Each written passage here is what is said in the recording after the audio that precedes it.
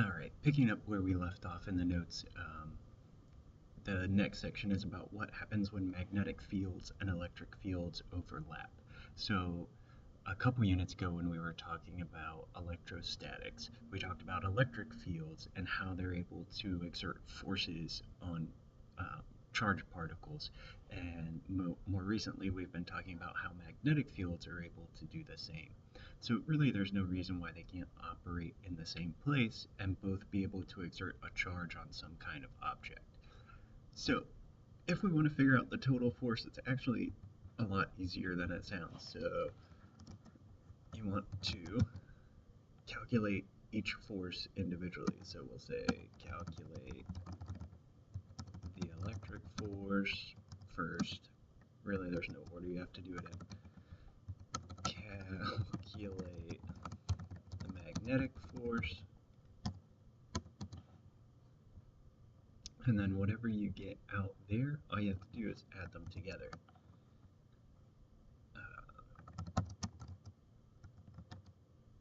Two or more forces together. Just keep in mind that they could be in different directions, so the way you add them, just be careful with how you're doing that. So let's take a look at an example here. Alright, so we have a particle with a positive charge right here. 3 coulombs. It's moving upward at 10 meters per second, passes simultaneously through a magnetic field of 0.2 Tesla into the page and an electric field of 2 newtons per coulomb to the right. So how is the motion of the particle going to be affected?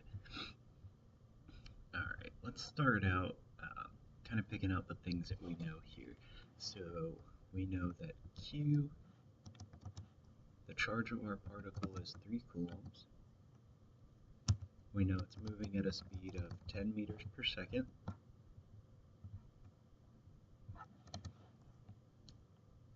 We know the value of our magnetic field is 0.2 Tesla. And our electric field is 2 newtons per coulomb. And we want to know how is the motion of the particle affected, so we're looking for a force. What's the overall force this is going to have? Alright, so remember our step from up above. Let's calculate the electric field first.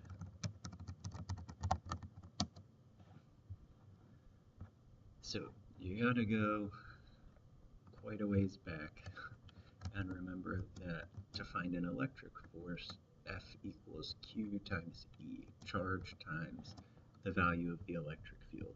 And if that's not something you remembered right off the bat, you could look at the units over here. So we have the electric field with units of newtons per coulomb. Newtons is what we want, so we have to get rid of this coulombs. How can we do it? Multiply by coulombs. Alright, so we have 3C times 2 newtons per coulomb.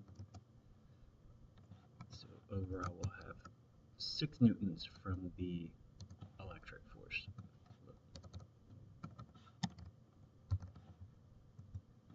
Alright, so we got the electric force. Which direction would it be? Well, the electric field points to the right, and we're working with a positive charge. So remember that the electric field shows the direction that a positive test charge would experience a force. So since our charge is positive, it's going to go the same direction as the arrows. So it's 6 newtons to the right. Alright, next step, calculate the magnetic force. That one's a little more fresh in our memory, so we should remember that it's QV. B, we can see from the diagram and from the description of the problem that V and B are perpendicular to each other, so we don't have to worry about the sine theta part. So we have 3 coulombs times 10 meters per second, and multiply that by 0.2 Tesla. Alright, so we do that one, And we have 3 times 10 is 30 times 0.2. This one is also 6 newtons. Let's figure out a direction here. So we'll do right hand rule. My index finger of my right hand points to the top of the page. My middle finger should point into the page. And my thumb ends up pointing off to the left since I'm working with a positive charge. Let me try that again with some arrows. Right now it's just words. Alright, so index finger points... Whoops, I thought I had the arrow tool, I got the pencil. My index finger points up with the velocity. My middle finger points into the page because that's where the magnetic field goes.